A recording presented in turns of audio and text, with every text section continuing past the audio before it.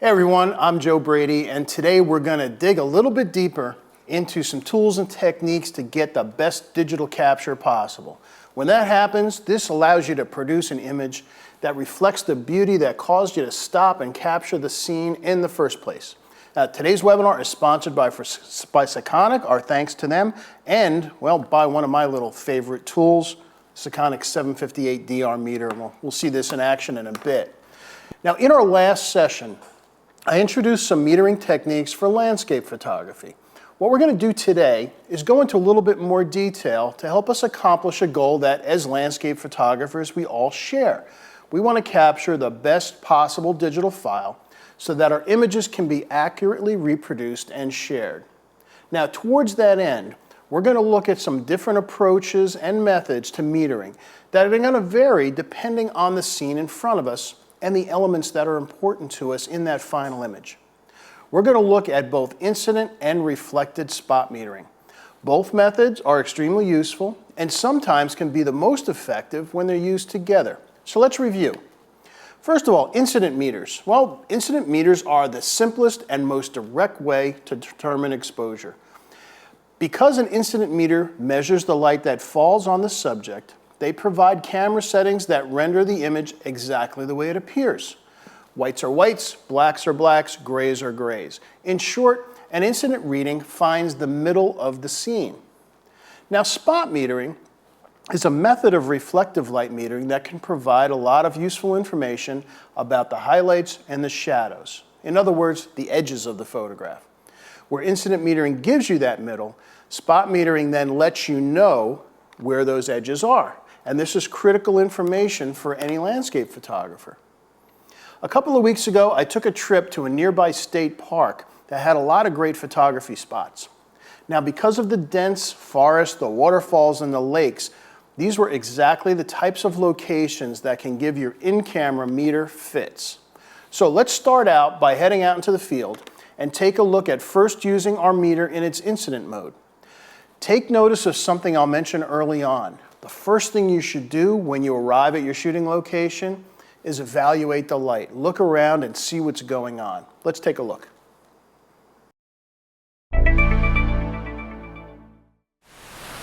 We found a beautiful spot here for doing some more metering and trying to figure out what's going to be the best exposure for landscape and how to have the meter give you that information. If you look behind me here, not a lot going on as far as light goes, and that's really the first thing you need to do. Look at the scene, see what the light is doing.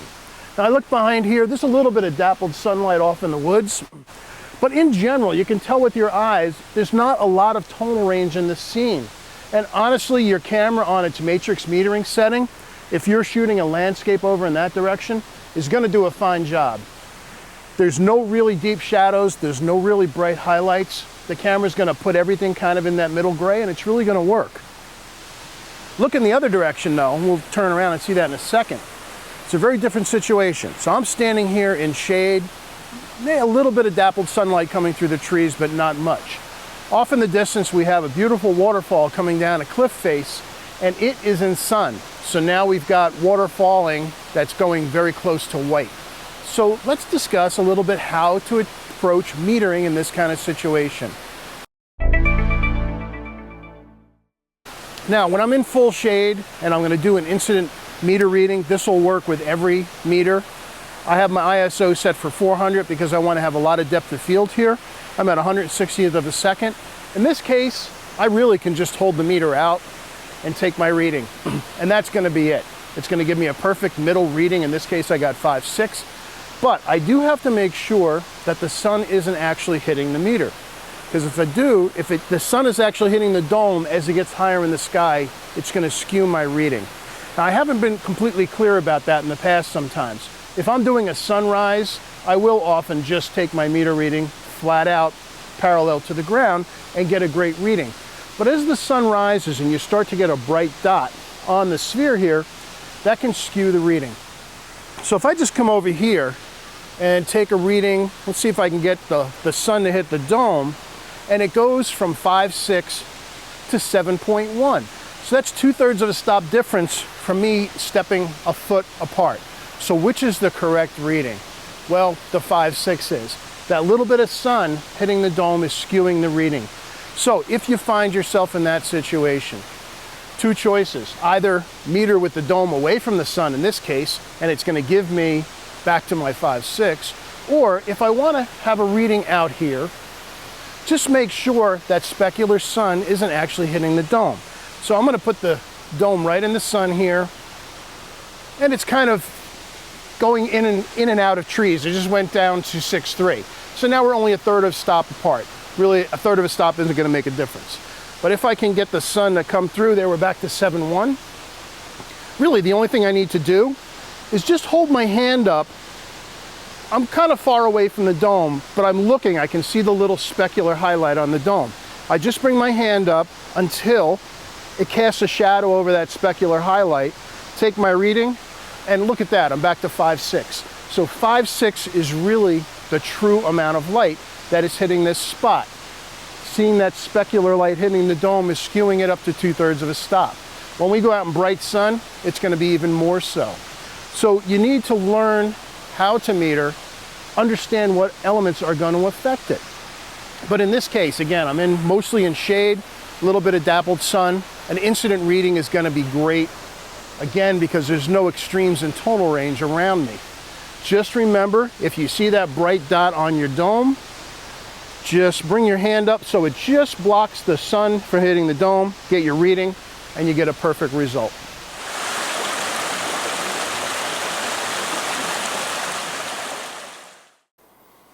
All right, we're back. So you can see from that scene, at least the area behind me, you could tell that it was not an area that had an extreme tonal range. It was actually relatively narrow, and that's a perfect time to go ahead and use incident metering. Now, a couple questions first. Someone asked, how do you meter for snow or bright sand? Good question, and actually, I'm going to show you that in just a minute. But that's where I'm going to go ahead and use spot metering. I want to take that reading, find out that edge, and again, that's why spot metering is. I'm going to put that white as far off to the right or as far at the highlight as possible without clipping it, and that's where the spot meter, and on the 758, and there's even ways to do it on your camera, and we'll talk about that in a little bit. Someone asked about what if you have a meter, like this person has a Sekonic 358, what's the workaround when you need a spot reading, but this isn't a feature of that particular meter? Two answers. One, there is a reflected spot meter attachment you can get from Sekonic. It's on their website. And the other answer is that you can go ahead and use the spot meter in your camera, preferably with a little bit longer lens. Because as you get with a telephoto lens, then the spot is getting narrower, and we're going to cover that a little later as well. Another question was, can you use rechargeable batteries in the light meter? And absolutely, there's no problem with that. This takes those just fine. And let's see. Someone asked if in a situation where shades of green are all around, should I also worry about the quality and the color of the light? It is true that different colors record differently into your camera because each color kind of has its own response in gray, and you almost have to learn how to think and see in black and white. But if I'm in color and I'm worried about the color of the light, then I'm going to do something like bring out a color checker passport, and I'm going to take a shot of this in the scene, and this would allow me to create a custom camera profile for that scene that even though there's lots of greens and lots of light reflecting all over the place, with that green tint to it, this will correct for that. So more a color question for me than a metering question. And then last question before we continue on, someone said, what if I'm in the shade but the subject's in full sunlight? Should incident light metering work in this situation, or should I use spot?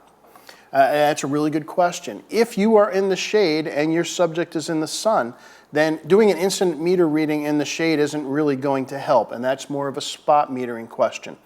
For me, whenever there's any kind of brightness in the scene, really bright clouds, snow, sand, that type of aspect where I'm going to have a very bright piece in my scene, then it's always going to be spot metering, and we're going to see that in a little bit.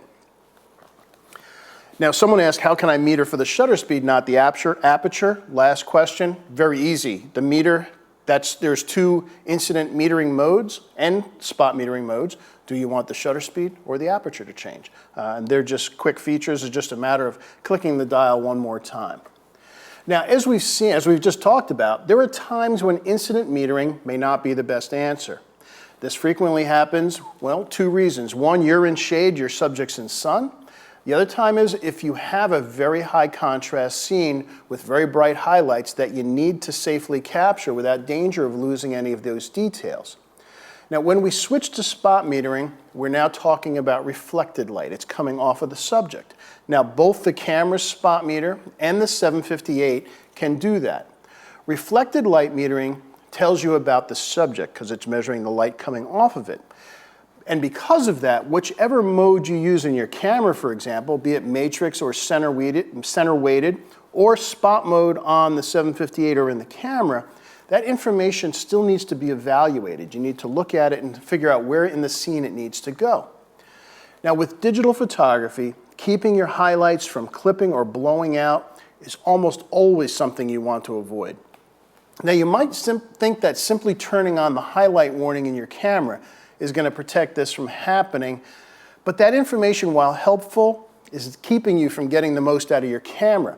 Now, there are several reasons why this method is less than perfect. First of all, the highlight alert isn't particularly accurate, and it comes on way before you actually clip. And it also comes on if just one of the three color channels, red, green, and blue, gets close to that upper limit. Secondly, this warning is a JPEG. It's the warning from the JPEG, and on top of that, it's with whatever picture style is currently selected in your camera. The histogram and highlight alert aren't even reading the data from your raw file. Now, you might ask here, well, can I use my camera's spot metering capabilities to find the best exposure? And the answer is yes. It is another tool that can come in very handy. We're going to see another way to take advantage of your camera's metering in just a little bit.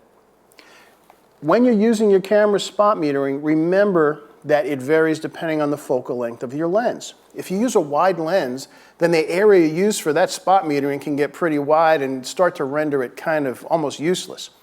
If you put a long telephoto on, then that spot gets much narrower. These limitations are just a couple of reasons to take a really closer look at really what's the ultimate meter for landscape photographers, the Sekonic 758DR.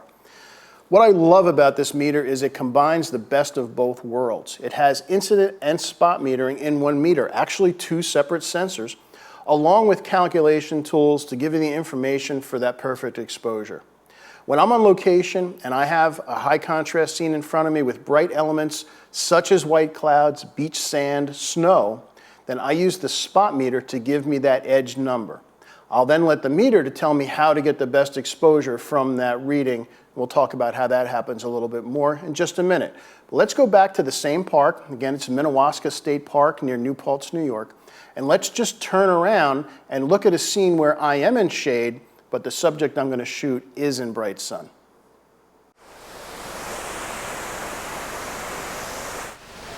So now I've got a different situation out here behind me. I've got the falls in the sun. It's a beautiful day.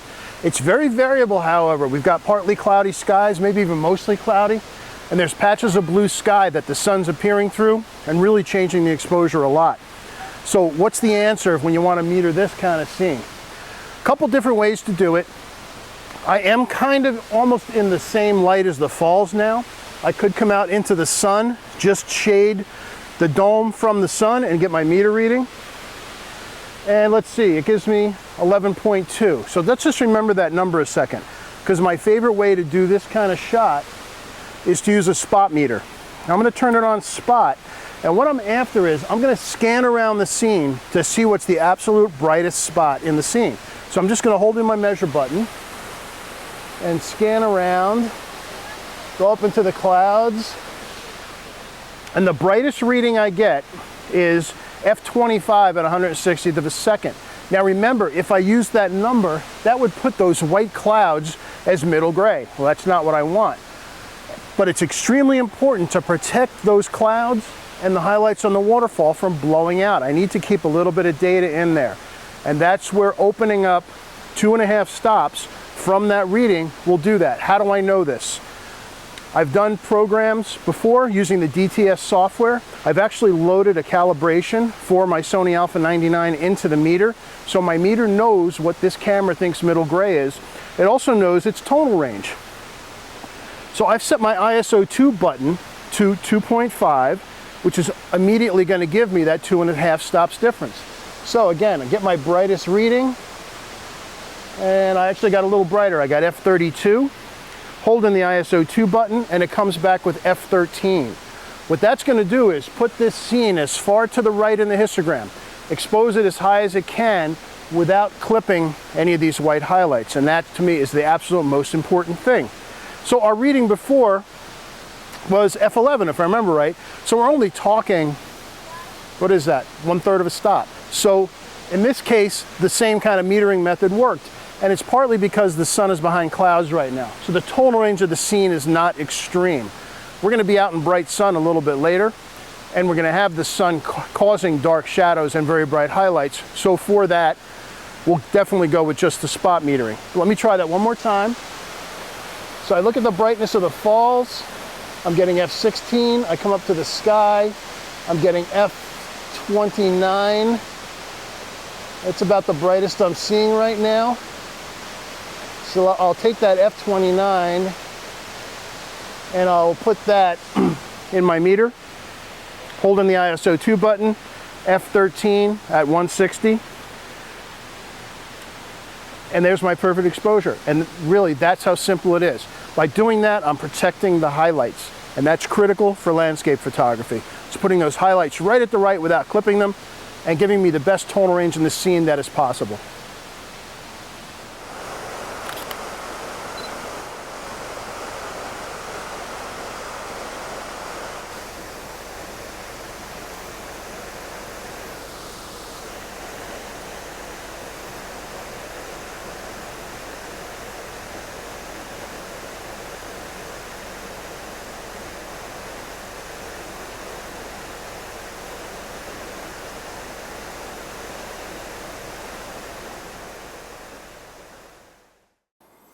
All right, as you can probably guess, we had a fun time that day. It was just a gorgeous day to walk around and photograph the waterfalls. A couple more questions. First of all, if you change the battery, do you need to recalibrate the meter? The answer to that is no. The meter does have its own memory internally. It will stay there. Here's an interesting one. Even though we're talking about landscapes, this is kind of a specific area that is an interesting question. Someone asked, how do you meter for shooting planes at an air show? Since the camera seems to meter for the sky and leave the plane very dark. Obviously, it depends where the sun is. If the sun is over one of your shoulders or behind you, and you spot meter for a bright cloud, then your plane should be good. If you've got a bright blue sky, however, a camera meter is probably going to try to bring that down and make that its middle gray, which is going to make the subject dark. Again, it comes down to what's the important piece of the scene. Now maybe you've got a darker plane, maybe the plane's black, and you still want to capture detail on it. In that case, you might have to do a little bit of subjective metering, and it might require a little bit of testing. You might find that overexposing a stop is going to be the best answer. Obviously, if the sun is in front of you, you have a whole different world, and then you're going to have to really adjust for that. So it's something that's going to come with a little bit of experience, depends on the color of the airplane and the position of the sun. So if you can position yourself so that the planes have the sun behind you or over one of your shoulders, meter for a bright cloud, use the spot metering mode, it's going to give you a good result. If it's just a bright blue sky, then what I would probably do is go to the incident mode, and I'd probably cheat a little bit and open up probably a stop. Give that a try. I think you'll be happy with that. Let's see. Someone said, Joe, my highlight alert now does not mean my highlights are blown out. It may or may not. You need to look at that alert in combination with the histogram. If your camera has the ability to show you the red, green, and blue histogram on your display, you want to see if all three of them are up against that right wall. If they are not, you're not blown out. The highlight warning comes on very early. So it's an alert, but it's not necessarily meaning that you're blown out. You have to combine that with looking at all three histograms. Let's see, what else do we have here? Someone asked about dome in versus dome out. All right, just real quickly. Again, we're talking about landscape metering. Dome in and dome out is going to depend on how directional is the light. Generally for landscape metering, I'm going to leave the dome out. Where I put the dome in is when I'm in studio and I'm measuring individual lights. So I'll just retract the dome, and if I have multiple lights in the studio and I want to find the contribution of each light, then I'll put the dome in, pointed at each light. But generally for landscape, my dome pretty much stays out. Let's see. So for those of you that have, excuse me, very detailed questions about the 758, I'm not going to go into that today. The 758, if the question is, can the 758 do something? Chances are the answer is yes. The 758 can do an amazing amount of things. Yes, it can average different readings. It can figure out where your highlight's going to clip and your shadow's going to clip and show you all that on a graph. We're not going into that level of detail today. Today is more metering techniques for landscapes. Lastly, let's see, one more. Someone asks, why was my raw file of the falls bland? And did I boost the clarity, saturation, and contrast in Lightroom? The answer to that is yes, and I'm going to address that. It's going to be the last piece that we address today, because it's important to understand that a correct exposure of a very high dynamic range or very wide tonal range scene is not going to look good in your camera because of the camera's tonal curve and how it records color. We're going to address that in a bit. So let's get back to the spot metering for a second. Now, one of the keys to really taking advantage of the 758DR spot metering capabilities is knowing the dynamic range of your camera, meaning the tonal range that your camera is capable of recording in a single shot.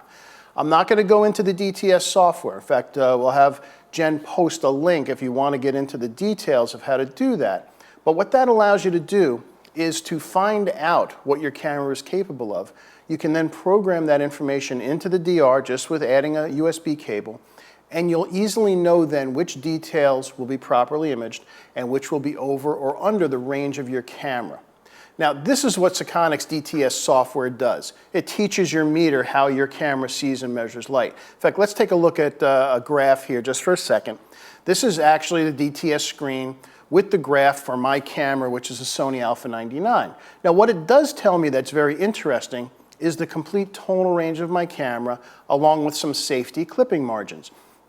And you can see from this graph that this particular camera is capable of capturing, I think it's 3.3 stops up before there's any clipping danger, and 3.4 stops down. This is a lot of tonal range. This camera has an incredible amount of range, which is why I love it so much for landscape photography. Now, you don't have to use the DTS software, but it does give you the best information, and it allows you to squeeze the most tonal range possible without clipping any important details, and it does show you on the meter where that's happening. Now, even if you don't go through the DTS software, I don't want to scare you off, you don't have to do it. I'll show you a safe and manual way that will get you pretty close. And once you have this information, then you can make exposure decisions that are going to take advantage of your camera's capabilities, and that will give you greater tonality and clarity than you've ever seen before. Now, there are different techniques for metering, as we've seen. We've got spot, we've got incident, and there's even a couple more. In fact, I have a couple of tools here. I've got an X-Rite 18% gray card, and also I have an X-Rite color checker passport, which you might have noticed was color just a minute ago, right here. This allows me to create custom camera profiles, which will have all my colors snap into place, but there's also a Sekonic version of this, and we'll show you how to get one if you don't have one, that has an 18% gray card added to it. So let's take one more trip out to the park, and we're going to see the results from 3 different methods of metering the same scene.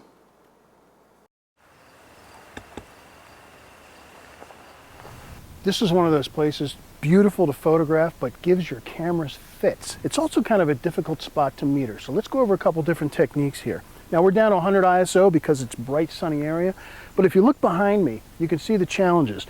Really deep green forest, deep kind of gray-blue water, and a really bright sky. And depending on where I point my camera, if I go by the camera's meter, it's going to be all over the place. So let's try a couple different techniques with the 758. Now again, 100 ISO, I'm at 125th of a second. Now, I'm in the same light as the scene out there, so I can just meter right here. However, if I hold it up here, I get f13, but I've got a real specular bright spot on my dome because the sun is really high in the sky. So what I really need to do is kind of just bring my hand over so it casts a shadow on the dome, getting rid of that bright spot on the sun, take my reading, and I get f8. So that's a big difference. That's a stop and a third. f8 to 9 to 10 to 11 to 13. That's 1 1/3 stops. That's a big exposure difference.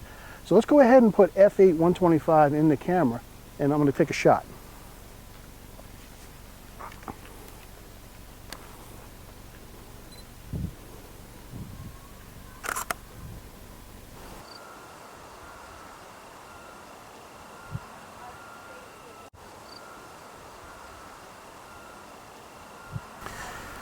So that actually gave me what seems to be an absolutely perfect exposure. Let's see what the camera says. I'm going to point the camera out here and see what I've got from metering. And the camera tells me f13 is a good exposure for out there. I'm kind of doubting that, so let's go ahead and take one. And yeah, the sky looks okay, but the shadows in the trees have just gotten way too dark. And the problem is, depending on how I frame, where I put the horizon, I'm going to get a different exposure number. So let's go ahead. I'm going to point down. When I point down, I'm back to f10, where I've got more of the lake. If I go in the middle,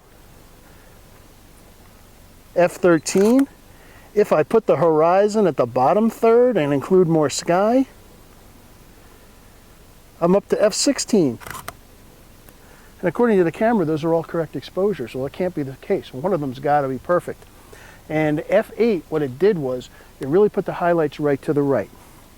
So with that in mind, let's go back to the meter and do the spot metering to the brightest part of the clouds and open up 2.5 stops from there and then see what that tells us. So I switched to spot metering. Again, I'm at 125 at 100 ISO. I'm going to scan around the clouds, see what I get that's very bright. And it looks like f25 is the brightest thing I'm getting in the clouds. And again, we certainly don't want to put our clouds in that middle gray. So I hold in my ISO 2 button to get my 2.5 stops, and it comes back. And to put the clouds right to the right, it says f10. Okay, probably a better result than that f8. That f8 might have been pushing my highlights a little bit close to the right. However, 2.5 stops on this camera is very safe. I know from the calibration I've done for this camera that I can actually open up 3.5 stops to push it to the right. The 2.5 stops is a real big safety margin. So let me go ahead and do f10, 125, reframe, and wherever I point, I'm just going to stay at that f10. And it gives me a perfect exposure. Now, not all of you have spot meters. Yet. You want one of these. You want one of these. This is a very cool tool. Let me show you another way to do this.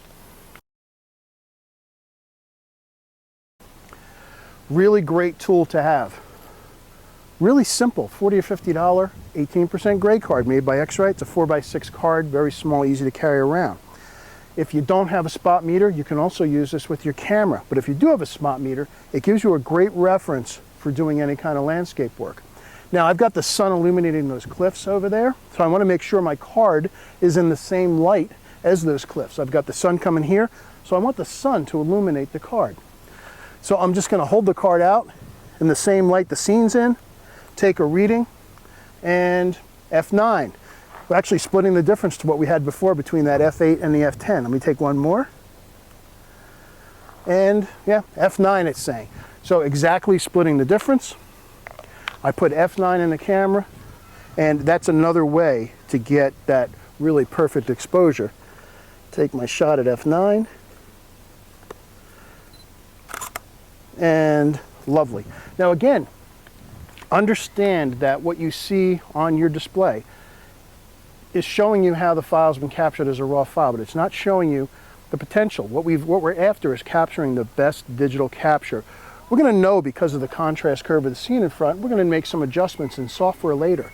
But we want to have the most tonal range from highlight to shadow, and don't go by necessarily what you see in here. Now, one other way to do this, if you don't have a meter, remember, you got to buy a meter. You want a meter, it just makes this easier. This same card, because I know the question's going to come up. Well, can I just put my camera in spot metering mode and meter off of this card? The answer is yes, you can. So I'm going to do the same thing. I'm going to spot meter off of here. And by the way, when you do spot metering, you only have to fill the center of the frame. You don't have to fill the entire frame. F9, same exact result.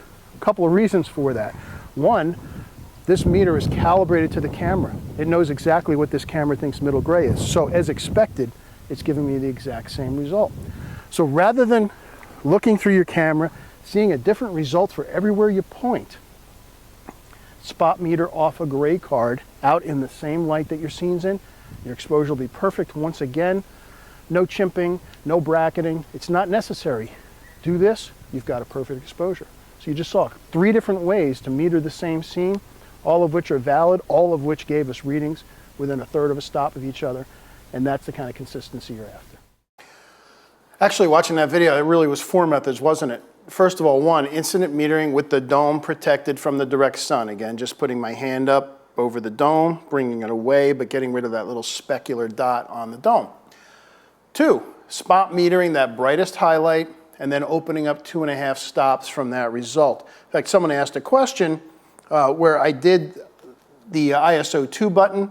Again, a detail of the meter that if you watch the previous webinar we'll go over, but I do have the ISO 2 programmed as an exposure compensation, and I have it set for 2.5 stops for that kind of metering. And that gives me the result exactly immediately. 3, spot metering off of an 18% gray card with the meter. And that's what I did. Here's the X-Rite gray card. And I could also do that with the Color Checker Passport with the gray card.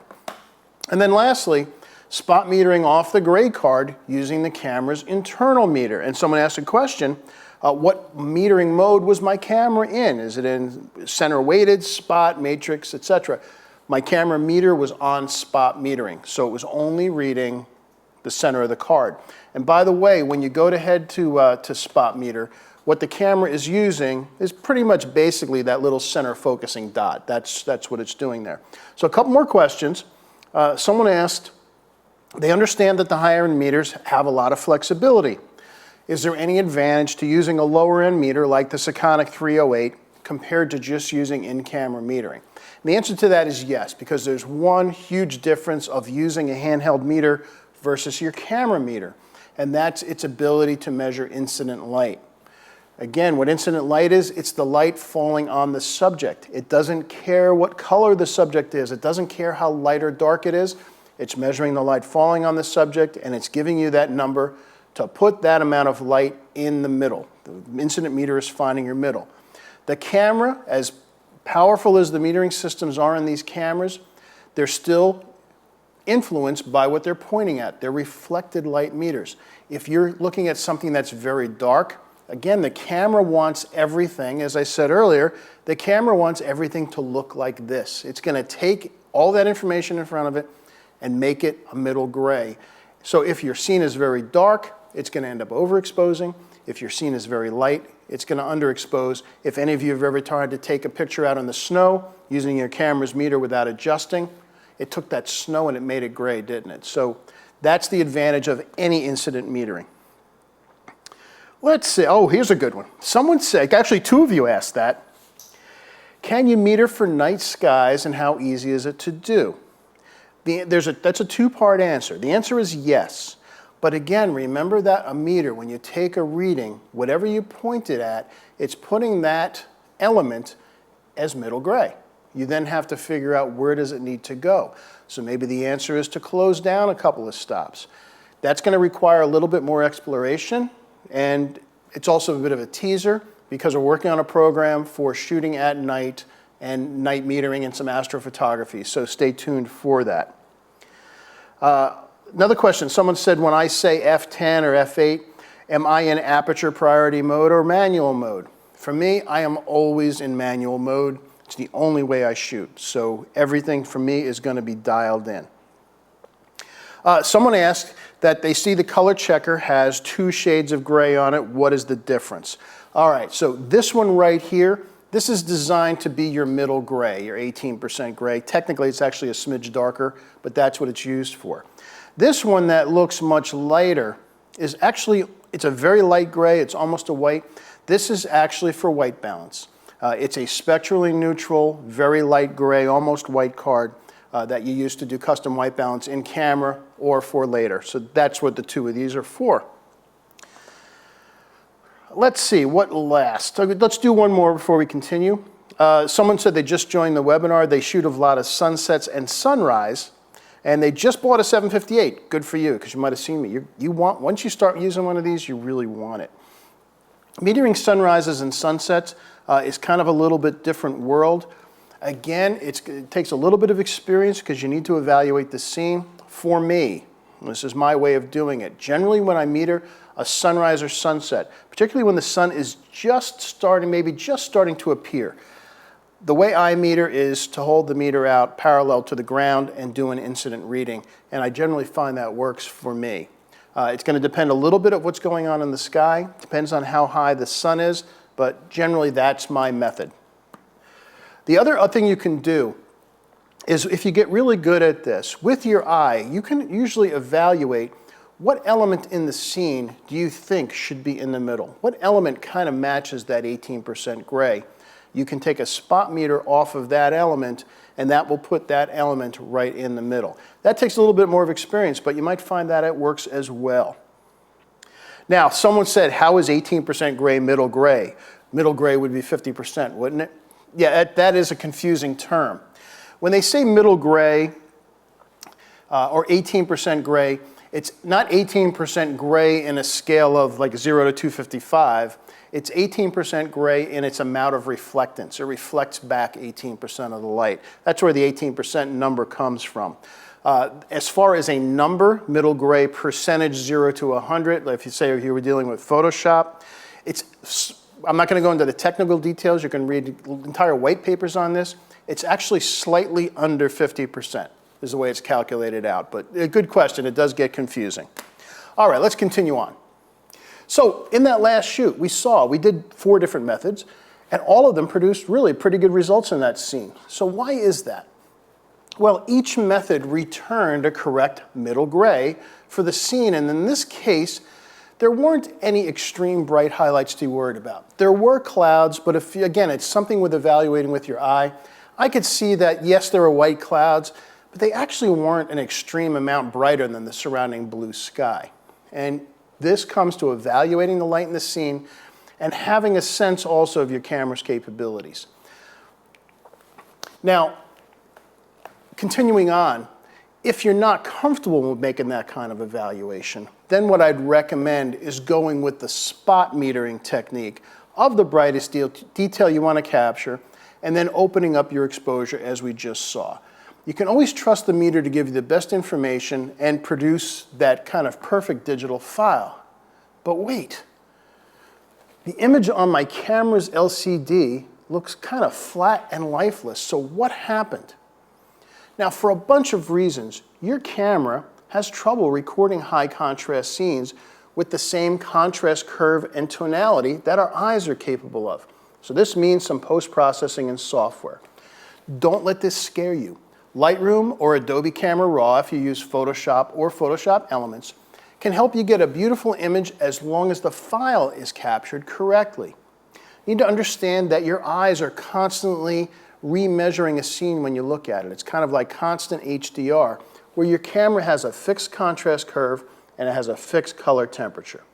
So what I've done is I've prepared a quick demo by processing a couple of files from this shoot, one with Lightroom and then one with Adobe Camera Raw. It's actually very easy, it's very powerful, and you can make these edits in less than a minute. Another cool feature of using these applications is that if you take a bunch of shots under the same conditions, once you do an edit to one file, you can apply that edit to all of them with the synchronize button, and just in one click have your entire shoot pretty much edited. So let's take a look at that.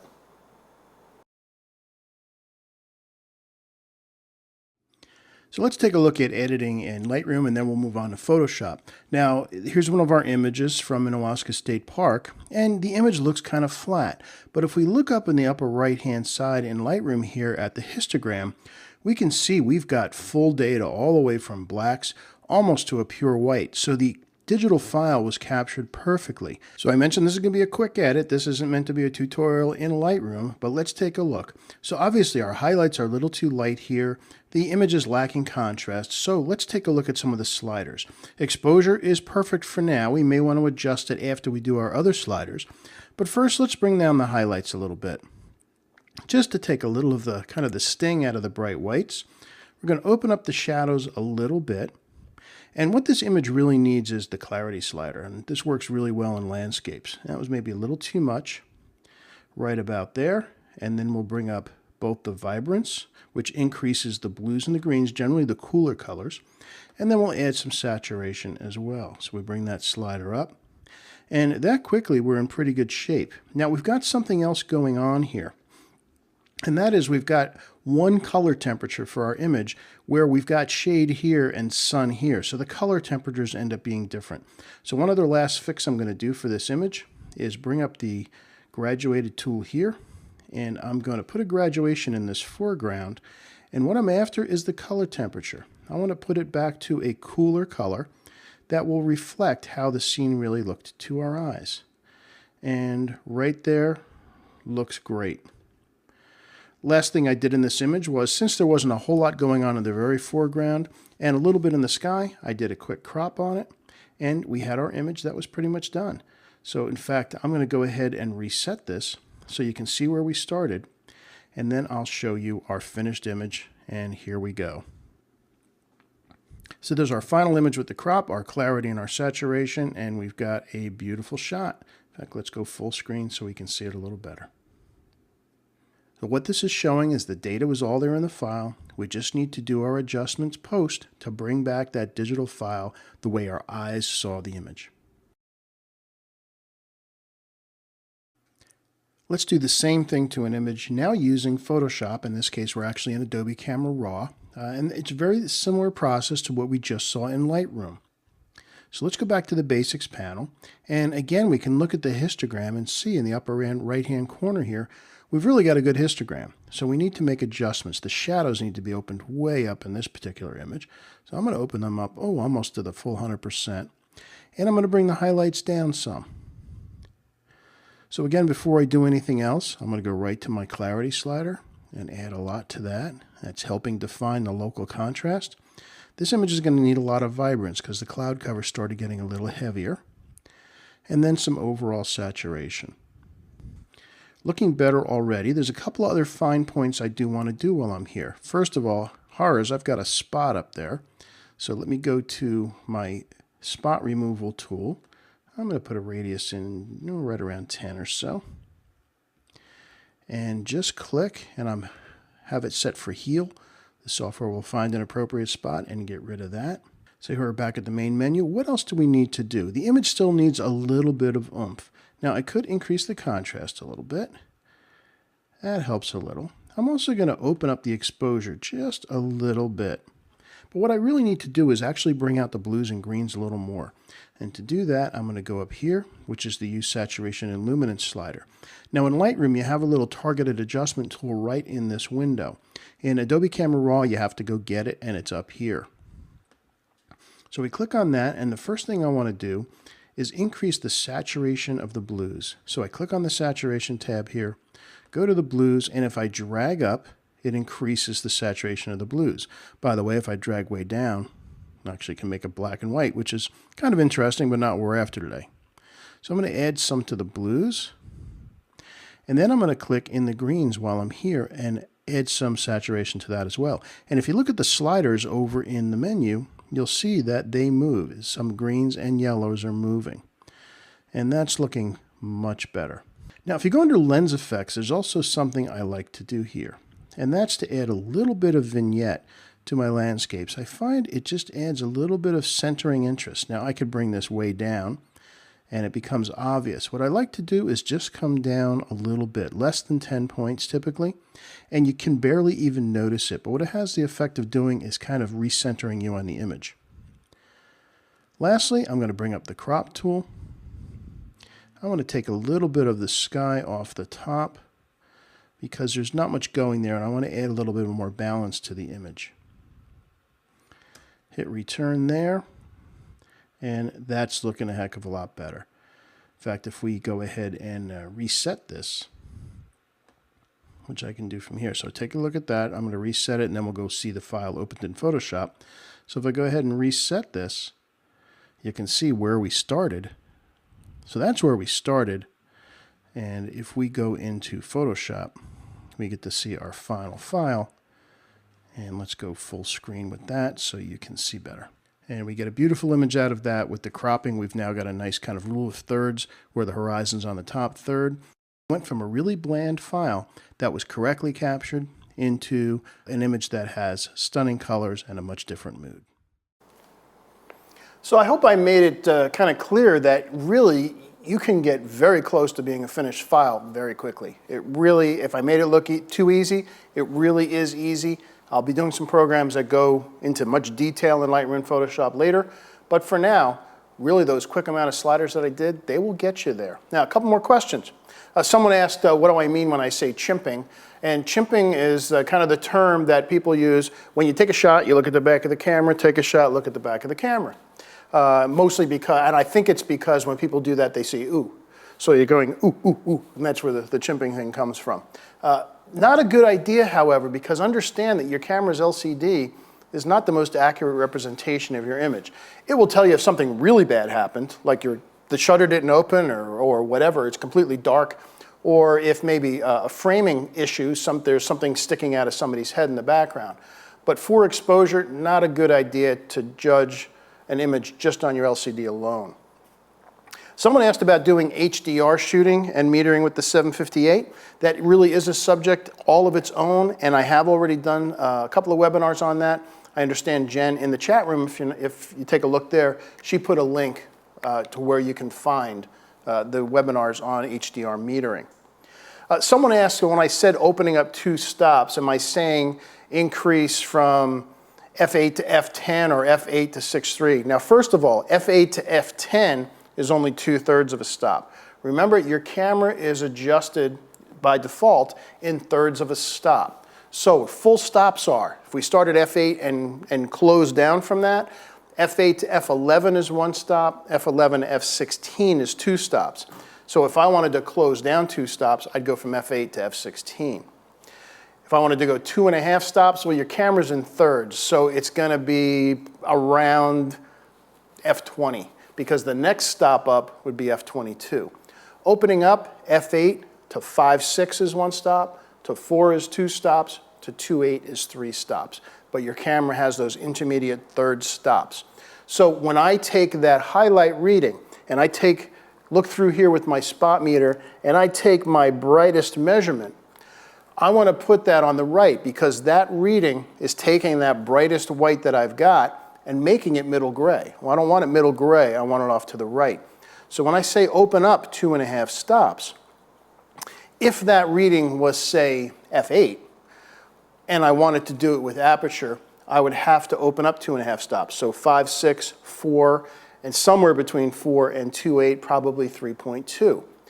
Typically with landscapes, you don't want to do that. Typically you do it with shutter speed instead. So if I was at 500th of a second and I needed to open up 2.5 stops, 250 would be 1 stop, 125 would be 2 stops, 60 would be 3 stops. So somewhere 80, 90, 100th of a second is going to be that 2.5 stop opening. So that's where kind of learning what the f-stops mean will really help. Someone asked, can you use this for a wedding shooting? And the answer is absolutely. You could use it both with its incident modes, again, just keeping the sun off the dome. I do that a lot of times, especially if I have somebody backlit. I'll use a meter like this because we all know the bride's face is the most important. And I'll meter right under the bride's chin back to the camera. If you've got a bride in bright sun, she's got a beautiful white dress, and you don't want to blow out that detail, then you can go right to the spot metering and treat that dress as if it was that bright cloud. Take a reading, open up 2.5 stops, and you're good to go. Let's see, so someone asked what slider needs to be adjusted to make the clouds pop. When you're in Lightroom or Adobe Camera Raw, you're going to find the clarity slider is really going to increase that. What clarity does is it increases areas of local contrast. So if it's got something darker next to something lighter, it will increase the contrast just in those local areas. Someone asked, they said, there seems to be a difference in the 18% gray if you look at a Kodak card, a color checker passport, and a few others when they're next to each other. And the answer is yes. Sometimes it's not as much a reflectivity issue as it is a color difference. The Kodak card, while it was an 18% gray standard for many years, was not particularly good for color because it actually had a little bit of a tint to it. I've found them to be generally a little bit blue. So if you're going for exposure, that was one thing. If you're going for color, that's something else. The new color checker passports are both. They're completely spectrally neutral, and they're going to give you the correct exposure. So that's why I like using those. Let's see, anything else before we continue on? Oh, someone asked if you synchronize your shots, like when we're doing this editing in either of those softwares, can you have the software change the file names so that you still retain the original image? Understand that in both of those softwares, we're dealing with the raw files. The raw files always remain inviolate. You can't actually do anything to the raw file. In both Lightroom and Adobe Camera Raw, in Adobe Camera Raw, once you open the file in Photoshop or in Elements, then it gets converted from a RAW into whatever file you've chosen, typically a PSD file or a TIFF or a JPEG. In Lightroom, that doesn't happen until you export the file. When you export it, you then tell it what file form do you want it in, but you always retain your raw file.